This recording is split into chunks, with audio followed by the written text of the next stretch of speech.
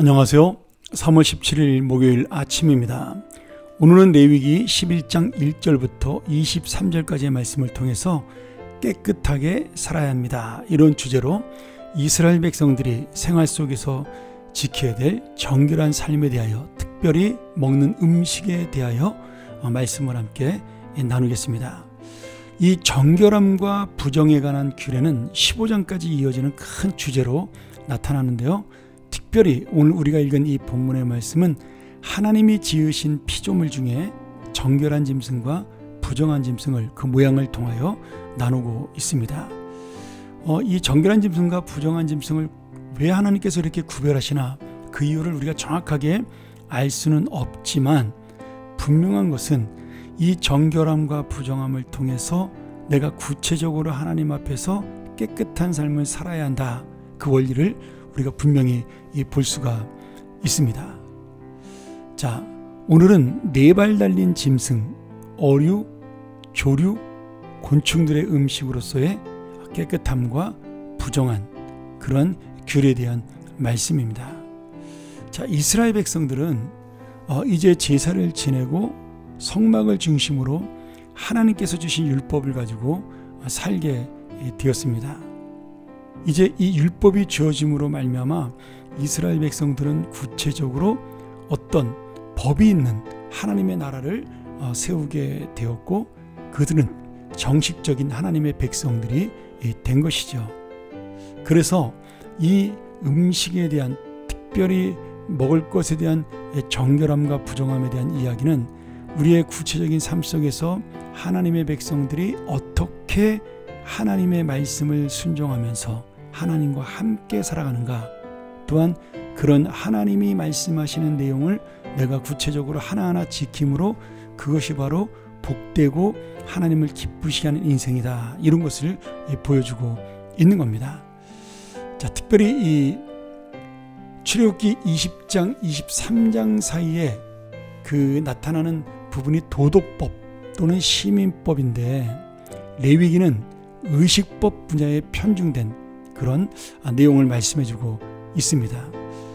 특별히 이 레위기의 의식법은 정말 우리 인생이 하루하루 살아갈 때 어떻게 주님의 은혜를 기억하며 살아가는 것인가, 이게 참 이스라엘 백성만이 있는 특별한 그러한 법이거든요. 다른 나라 사람들은 전혀 알지도 못했던 그러한 이 거룩함에 대한 법입니다.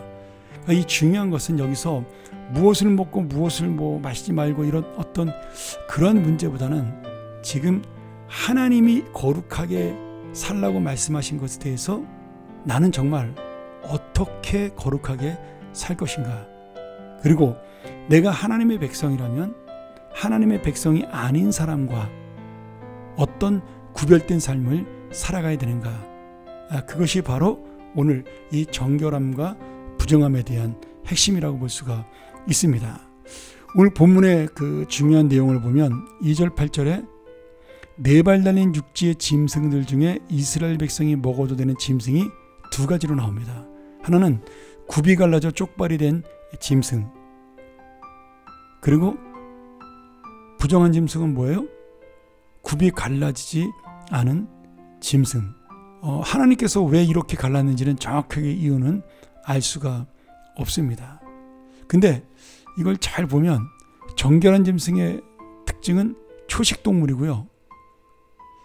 초식동물이라 할지라도 가끔 잡식을 하는 동물은 또 제외되고 있습니다.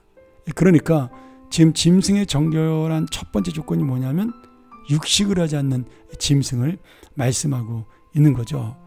이것을 다른 말로 표현하면 다른 짐승에게 피해를 주지 않는 선한 짐승을 하나님은 정결하다, 이렇게 말씀하고 있습니다.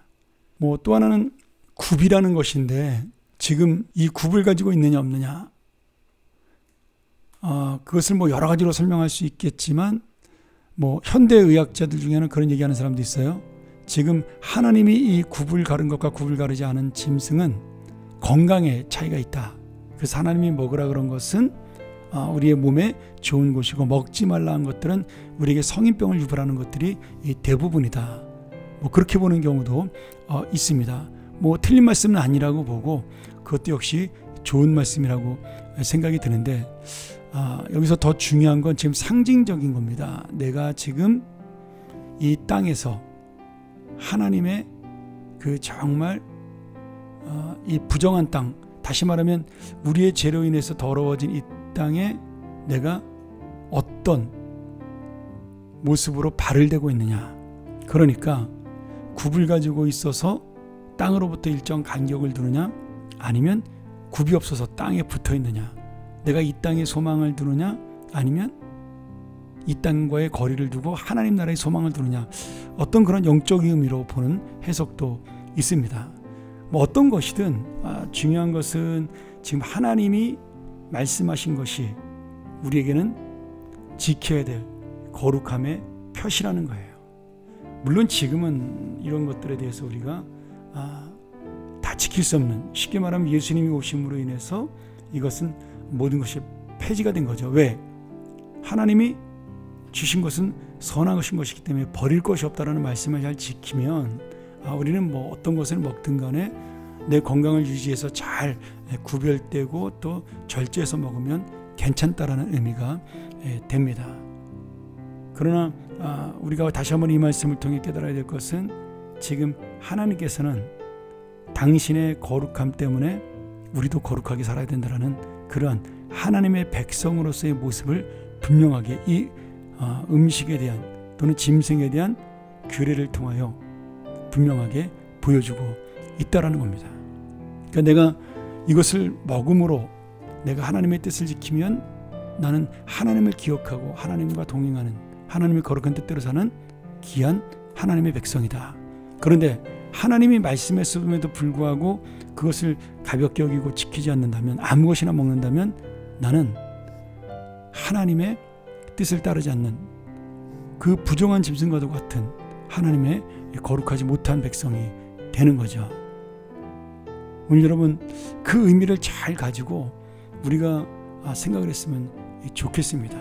무엇을 먹느냐, 뭐 어떤 것을 먹느냐, 그런 어떤 자세한 내역을 아는 것보다는 정말 내가 하나님이 말씀하신 것을 지키려는 정말 간절한 마음이 있느냐가 오늘 이 말씀의 핵심입니다.